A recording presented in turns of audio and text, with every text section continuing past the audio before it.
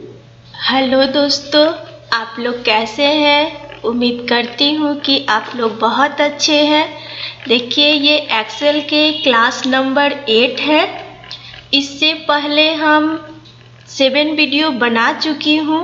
अगर आप लोग उस वीडियो को नहीं देखे हैं तो आप उस वीडियो को ज़रूर देखिए और लाइक एंड सब्सक्राइब ज़रूर कीजिए और अपने दोस्तों के पास शेयर भी कीजिए।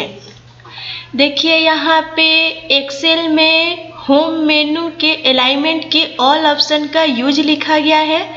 तो यहाँ पे होम मेनू है, इसमें आपको यहाँ पे अलाइनमेंट दिखाई दे रहा होगा।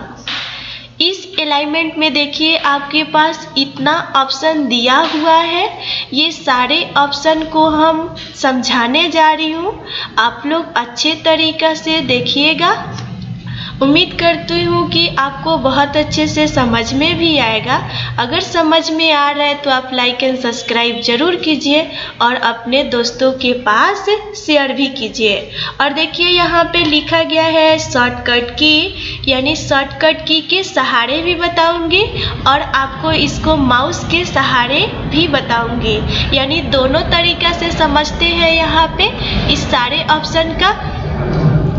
देखिए, सबसे पहले इसको अलाइनमेंट का यूज करने के लिए हम यहाँ पे मर्ज एंड सेंटर का यूज करते हैं। पहले ये समझते हैं कि मर्ज एंड सेंटर क्या होता है।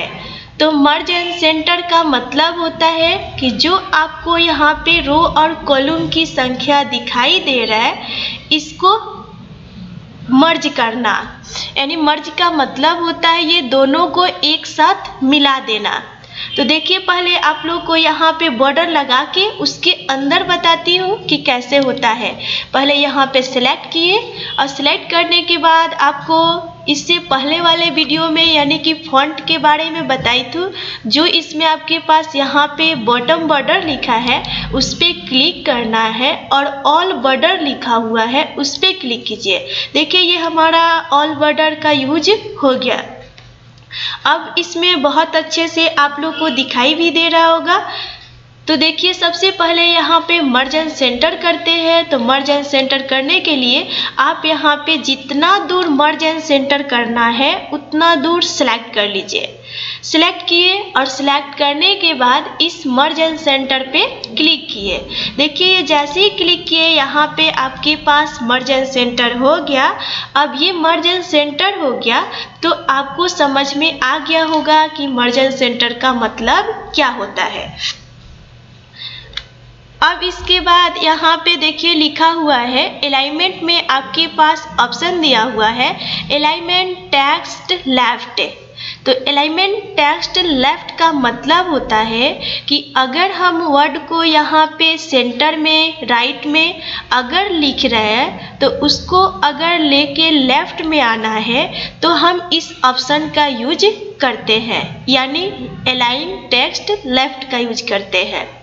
उसके बाद आपके पास दिया हुआ है सेंटर, यानी अगर हम वर्ड को यहाँ पे टाइप करेंगे लेफ्ट में या राइट में टाइप करेंगे तो उसको सेंटर में लेके आने के लिए इस सेंटर का यूज होता है। इसी प्रकार से राइट दिया हुआ है, जैसे हम लेफ्ट सेंटर में लिखेंगे, अगर राइट लेके जाना है तो इस राइट का यूज करेंगे तो हमारा हो जाएगा। देखिए, अब यहाँ पे इस ऑप्शन का यूज करके बता रही हूँ। सबसे पहले आपको यहाँ पे क्या करना है, कोई वर्ड को टाइप करना है। जैसे यहाँ पे कर्सर रखें और लिख रहे हैं यहाँ पे कंप्यूटर। कंप्यूटर लिख लिए। ये देखिए आप लोग ये सेंटर में लिख रहा है। अगर आप चाहते हैं इसको लेफ्ट साइड में लेके आना तो आपको अभी बताया है कि अलाइनमेंट में आपको जा करके और इस अलाइनमेंट टेक्स्ट लेफ्ट का यूज करना है। आप जैसे ही इस पे क्लिक कीजिएगा, देखिए ये लेफ्ट में आ चुका है। उम्मीद करती हूँ कि ये बहुत अच्छे से समझ में आया होगा। अब इसी वर्ड पे सिखाती हूँ यहाँ पे सेंटर का यूज। तो देखिए, सेंटर लिखा हुआ है। अगर आप इस वर्ड को चाहते हैं कि ये सेंटर में फिर से आ जाए तो आप अलाइनमेंट के ये सेंटर वाले ऑप्शन पे क्लिक कीजिएगा। देखिए, ये मेरा सेंटर में आ गया। अगर ये फिर से हम चाहते हैं कि ये वर्ड जो सेंटर में है इसको राइट साइड भेजे, तो आपको राइट साइड करने के लिए आप फिर इस ऑप्शन पे क्लिक कीजिए। लिखा है अलाइन टेक्स्ट राइट, आप इस पे क्लिक कर दीजिए। देखिए ये हमारा राइट साइड आ चुका है। उम्मीद करती हूँ कि ये तीनों ऑप्शन बहुत अच्छे से समझ में आया होगा। अगर समझ में आया तो आप लाइक एंड सब्सक्राइब जरूर कीजिए और अपने दोस्तों के पास शेयर भी कीजिए। देखिए इसके बाद यहाँ पे आपके पास टॉप अलाइन और यहाँ पे लिखा हुआ है मिडिल अलाइन और यहाँ पे लिखा हुआ है आपके पास बॉटम अलाइन, यानी ये तीनों ऑप्शन समझाने जा रही हूँ। सबसे पहले अलाइन टॉप समझते हैं। तो टॉप का मतलब होता है यानी जो ये वर्ड हम लिखे हैं ये वर्ड आपके पास बॉटम में दिखा रहा है, यानी बॉटम का मतलब होता है ये डाउन वाला पार्ट।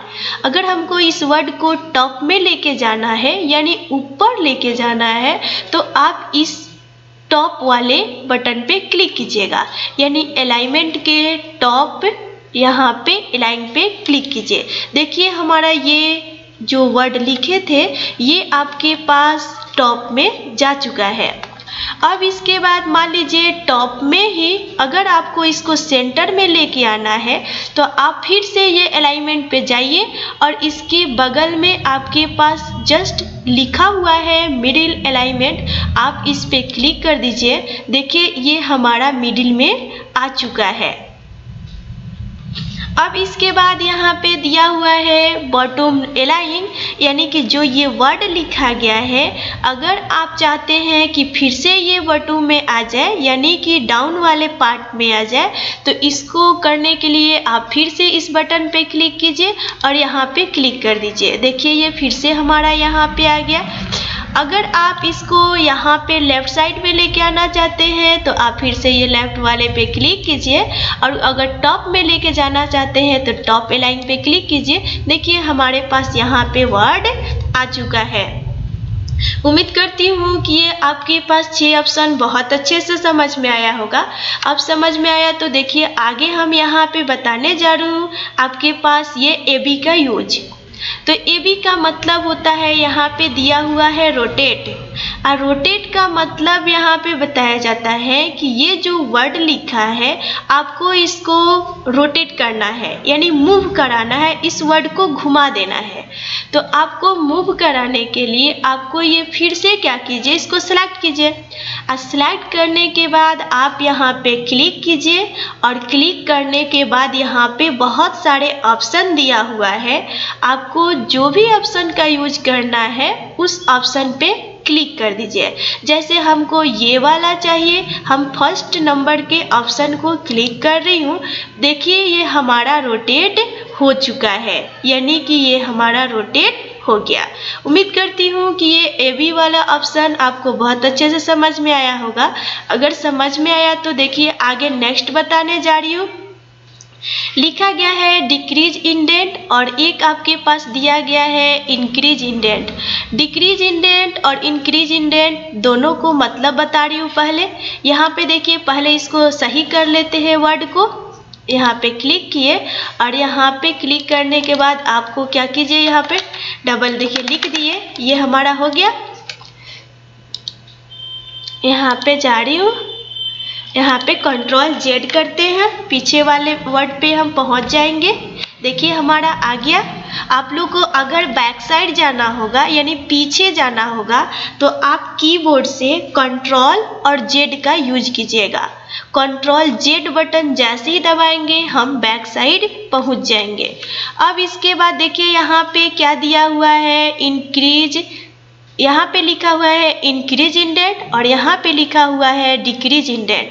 तो इंक्रीज इंडेंट और डिक्रीज इंडेंट आप जैसे ही क्लिक कीजिएगा, देखिए यहाँ पे क्लिक किए, इंक्रीज इंडेंट पे क्लिक किए तो हमारा वर्ड लेफ्ट साइड में था, तो ये आपके पास राइट साइड में जा रहा है।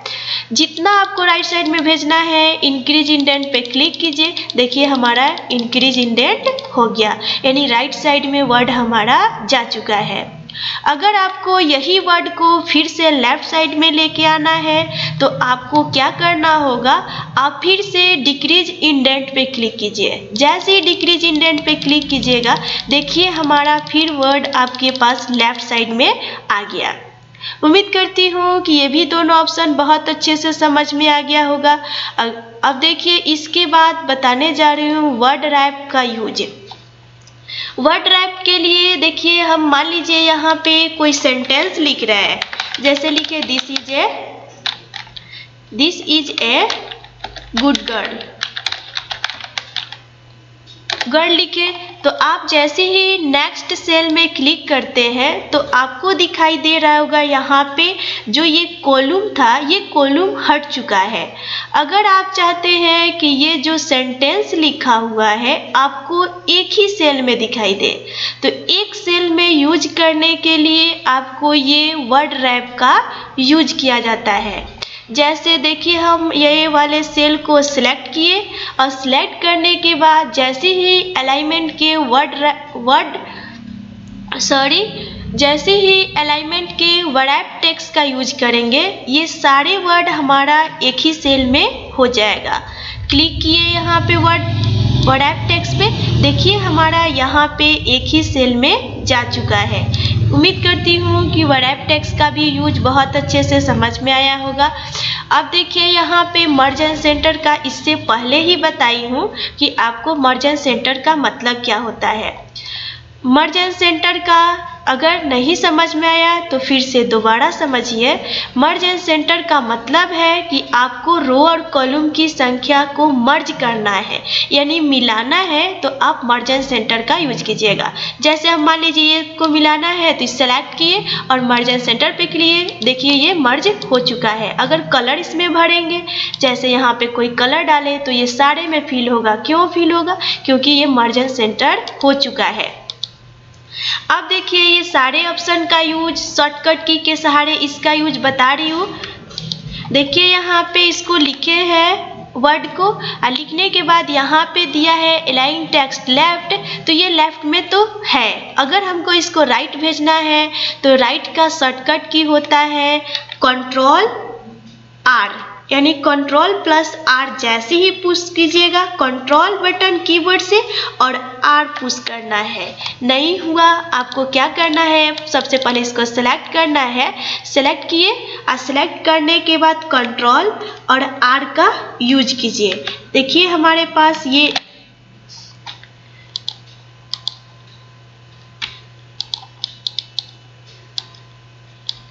कंट्रोल बटन और आर पुश कर रहे, नहीं जा रहा है यहाँ पे।